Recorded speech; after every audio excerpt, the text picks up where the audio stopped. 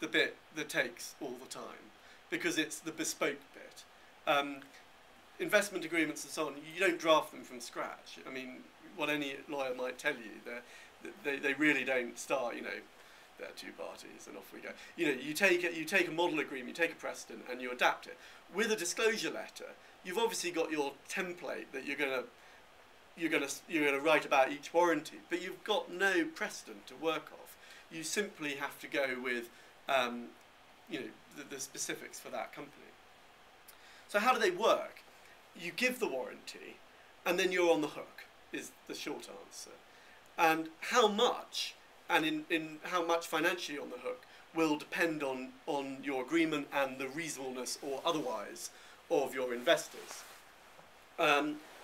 We can talk about this in a bit later, we will do, but I mean, what we typically see is that a founder who gives a warranty will have a liability if one of those warranties is untrue and there's damage to the company. His liability will be probably capped at about a year's salary.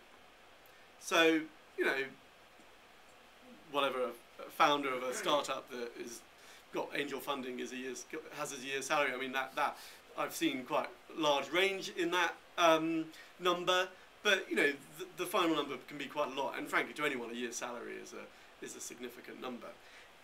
In reality, when there is, in the rare events that there is a warranty claim, that amount is normally used as a mechanism to take your shares away, because you haven't got the cash sitting around in your bank account unless you save really hard.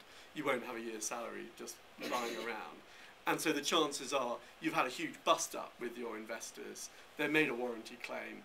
It's at the upper, it sort of goes beyond your limit, and you have to have a sort of separation. And part of you meeting your warranty claim is you give up your shares. There's some technical things that, sorry. Can they take your house and stuff? Well, yeah. I mean, this is why you limit them, frankly, because and in an agreement, let's say you're selling it. I mean, a warranty is you are giving a warranty, and if there's no limit on it, your liability is unlimited. One of the guys who came here a few months ago was telling me that he bought a business, he bought some intellectual property. The guy selling it warranted that he owned it. I mean, you'd expect him to do that, right? Turned out he'd already sold it twice already. He made a claim in the High Court, no case to answer, they took the guy's house. In the end, he did a deal with the guy who had bought it properly, and it all kind of worked out. Didn't work out too well for the guy who had sort of sold it 3 times over. But I mean, that is why you limit it, effectively. And there's some other limits that apply, because obviously if you know, you've told your investors that you haven't sort of mentioned to them that, you know, you've run out of stationery and they hadn't budgeted for the amount of paper clips you have to buy, you really don't get into warranty claims at that level. So you always have a threshold that it must be above a reasonably significant amount before a warranty claim even gets off the ground. And then once a warranty claim gets off the ground, you normally have a basket of claims. So it's like an excess, so you can't claim until you reach a much higher number. So, you know, you're talking maybe £10,000, £20,000 before a claim even starts, and that claim can be made up of a basket of claims. It's getting into probably a bit more detail than I want to, so I'll move swiftly on. But these are sort of in a standard agreement, these numbers are always blank, and you have to make a value judgment based around the amount of money that you're getting in, what you feel is an appropriate number. So, you know, that is the that's the sort of warranty and disclosure process. And I think, you know, in any angel investment, you know, most proper business angels, experienced business angels, sorry, should I say, expect to get warranties.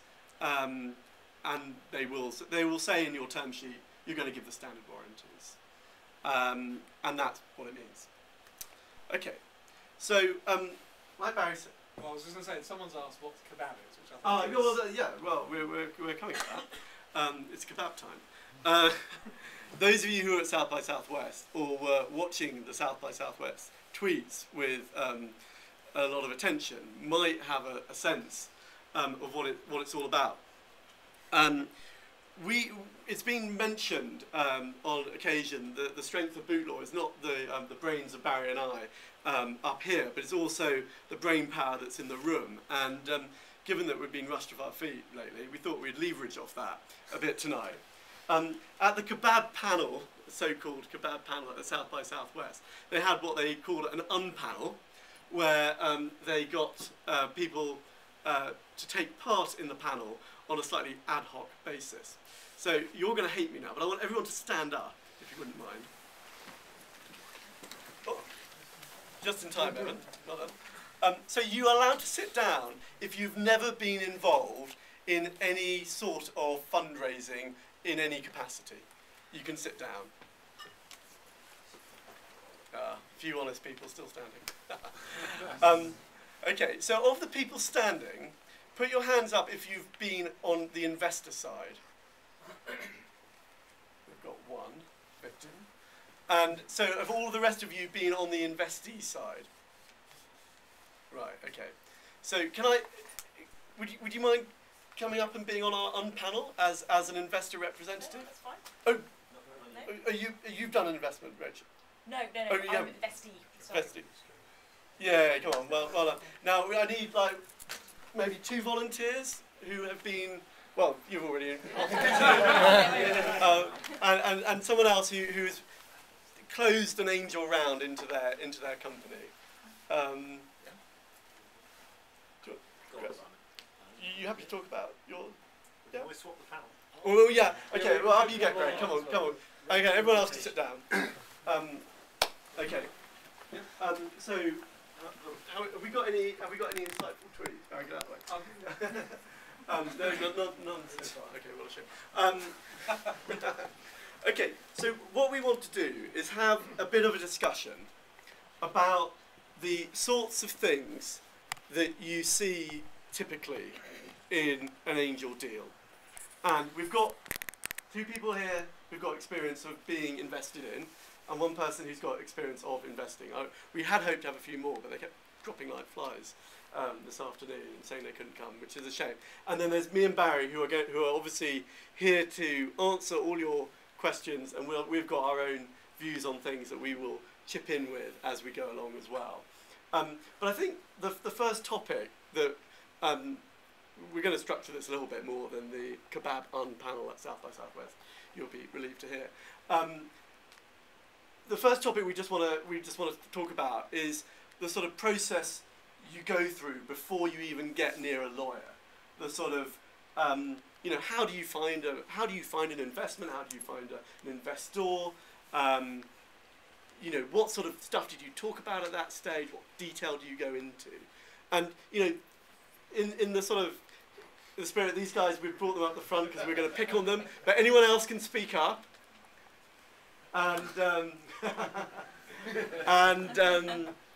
anyone else can speak up. And if anyone says anything too insightful, they'll probably end up on the panel as well. So let's see how that goes. So,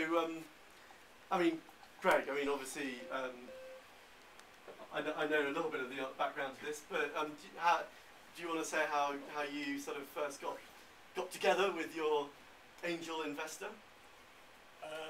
Well, actually, I was introduced by someone who's a friend who knew this angel investor who was interested in investing in something like what we're developing, although the process before that was quite hard. We had 2 potential investors interested. One of them was another angel, and the other one more of like a venture capitalist type. They were a bit hard to please, so it turned out that the current investor we got was it was through through personal contacts. Yeah. Is that the same with you, Rachel? It is actually, yeah.